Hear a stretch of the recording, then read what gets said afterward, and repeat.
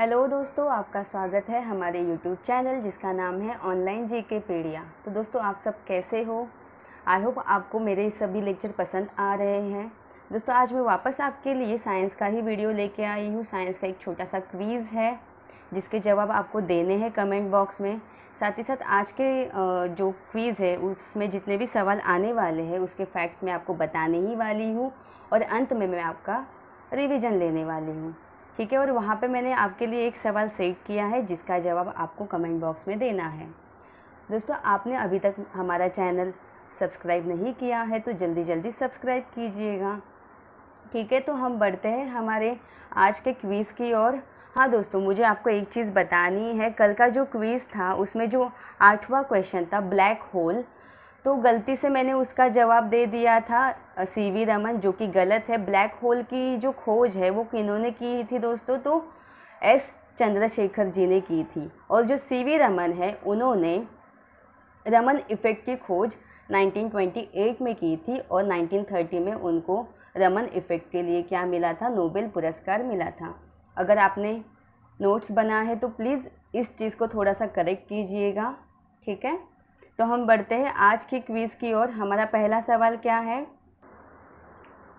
वृक्क या किडनी का वज़न कितना होता है दोस्तों? जल्दी जल्दी कमेंट कीजिएगा। इसका सही जवाब क्या होगा, जल्दी बताओ। तो इसका सही जवाब होगा ऑप्शन ए 150 ग्राम। क्या होगा? ऑप्शन ए 150 ग्राम होगा। ठीक है दोस्तों, किडनी के ऊपर हमने बहुत सारे सवाल इसके पहले भी वीडियो में देखे थे। क्या थे वो सवाल? जैसे कि अगर किडनी का सवाल आए तो आपको कुछ 2-3 फैक्ट्स याद रखने हैं। जैसे ये आपको पिंकिश, आपको इमेज में किडनी दिखाई दे रही है, तो ये जो थोड़ा लाइट रेड कलर है उसे क्या कहा जाता है? कॉर्टेक्स कहा जाता है। और किडनी के अंदर जो पिरामिड लाइक स्ट्रक्चर आपको दिखाई दे रही है, हर एक किडनी में लगभग 7 से 8 पिरामिड लाइक स्ट्रक्चर होते हैं। तो इस पिरामिड लाइक स्ट्रक्चर को क्या कहा जाता है? तो इसे मेडुल्ला कहा जाता है। और दोस्तों, किडनी की इकाई क्या होती है? तो हमें पता है नेफ्रॉन होती है। किडनी की इकाई क्या होती है दोस्तों? नेफ्रॉन होती है। यूनिट क्या होती है? नेफ्रॉन होती है। तो ये नेफ्रॉन कहाँ पे प्रेजेंट होते हैं? तो ये जो नेफ्रॉन है इसे मेडुल्ला के अंदर प्रेजेंट होते हैं। Is that clear? तो हम थोड़ा आगे बढ़ते हैं। हमारा अगला सवाल क्या है? हमारा अगला सवाल है, रक्त में पाई जाने वाली धातु कौन सी है? वेरी कॉमन सवाल है, सबको इसका जवाब पता ही होगा। तो जल्दी जल्दी कमेंट करके बताइए। तो इसका सही जवाब क्या होगा? ऑप्शन डी होगा लोहा। क्या होगा? लोहा, या फिर उसे हम क्या बोलते हैं? आयरन बोलते हैं दोस्तों। तो दोस्तों, जैसे कि हमें पता है, आपने कभी लोहे को कभी एक बार ट्राई कीजिएगा, लोहे को हाथ में लो और उसको स्मेल करो।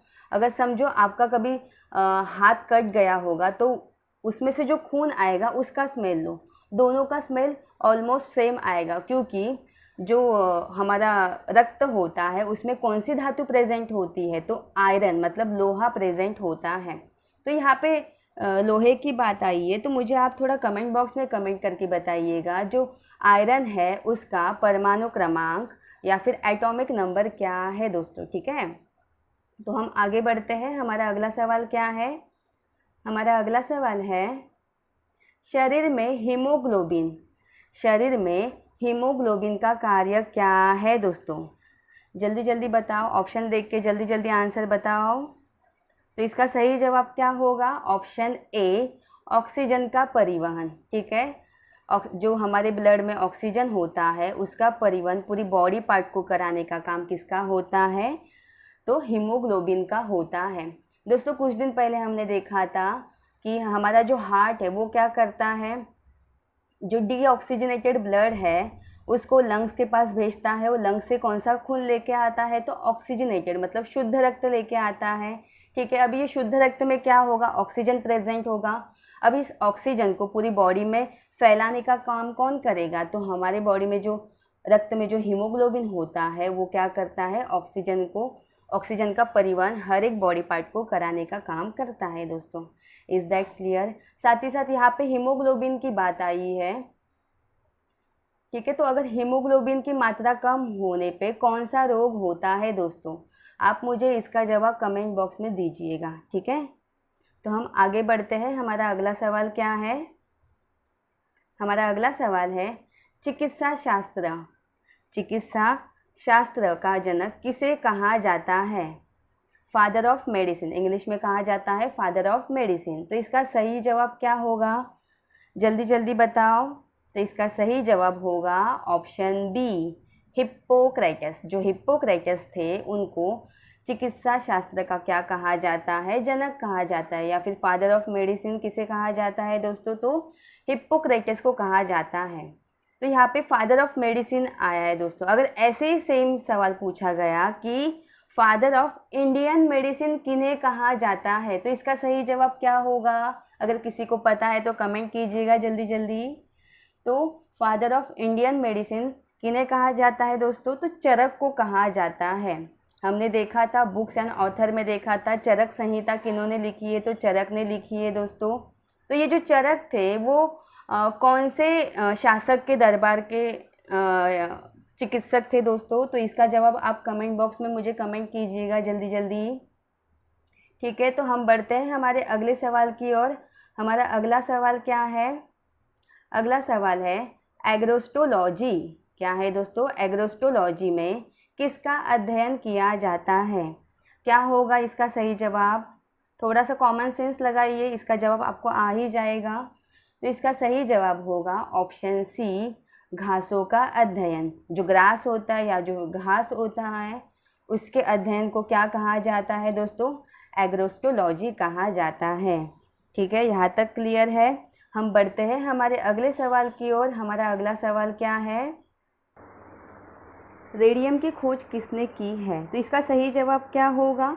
इसका सही जवाब होगा ऑप्शन डी, ए और बी। ठीक है, क्या होगा? ऑप्शन डी, ए और बी। दोस्तों यहाँ पे रॉबर्ट पियरे मत करना, पियरे क्यूरी करना। ठीक है, पियरे क्यूरी। ठीक है, तो जो Pierre Curie and madam Curie है, इन दोनों ने मिलके क्या की थी? रेडियम की खोज की थी। दोस्तों ये Pierre Curie and madam Curie कौन है? हस्बैंड वाइफ है दोस्तों। तो इन दोनों ने ही मिलके रेडियम की क्या की है? खोज की है। कुछ दिन पहले हमने देखा था कि रेडियो एक्टिविटी की खोज किसने की है? तो इसका सही जवाब क्या होगा? तो हेनरी बेक्यूरेल है, उन्होंने रेडियो एक्टिविटी की खोज की थी दोस्तों। और जो Pierre Curie and madam Curie है, इन दोनों ने मिलके रेडियम की खोज की है दोस्तों। ठीक है, तो हम बढ़ते हैं हमारे अगले सवाल की ओर। हमारा अगला सवाल है सबसे ज़्यादा प्रोटीन किस में पाया जाता है? जल्दी जल्दी बताओ, किस में पाया जाता है? तो इसका सही जवाब क्या होगा? Option B, soybean. किस में पाया जाता है दोस्तों? तो सोयाबीन में पाया जाता है लगभग 42%। ठीक है, कितना परसेंट पाया जाता है प्रोटीन? तो 42% प्रोटीन अकेले सोयाबीन में पाया जाता है। और दोस्तों यहाँ पे मैं आपको एक सवाल पूछना चाहूँगी कि सोयाबीन की उत्पत्ति सबसे पहले कहाँ पे हुई थी दोस्तों?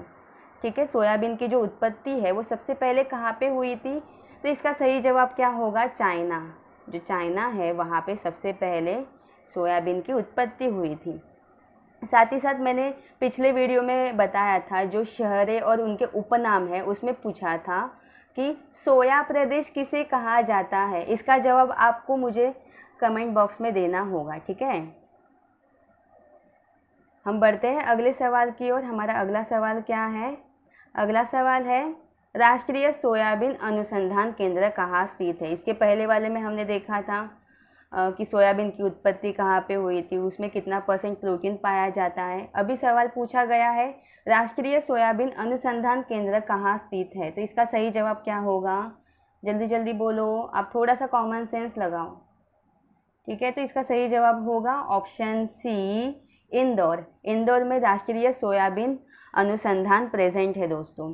ठीक है, और इंदौर जो है वो हमारे भारत का सबसे स्वच्छ शहर में शीर्ष पर है दोस्तों। ठीक है, सबसे स्वच्छ शहर की लिस्ट में सबसे शीर्ष पर कौन है दोस्तों? तो इंदौर शहर है। यह हमारा करंट अफेयर है दोस्तों। तो हम आगे बढ़ते हैं। हमारा अगला सवाल क्या है? अगला सवाल है विटामिन शब्द का सबसे पहले प्रयोग किसने किया था? तो इसका सही जवाब क्या होगा? यहाँ पे शब्द की बात की जा रही है, तो इसका सही जवाब होगा ऑप्शन बी, सी फंक।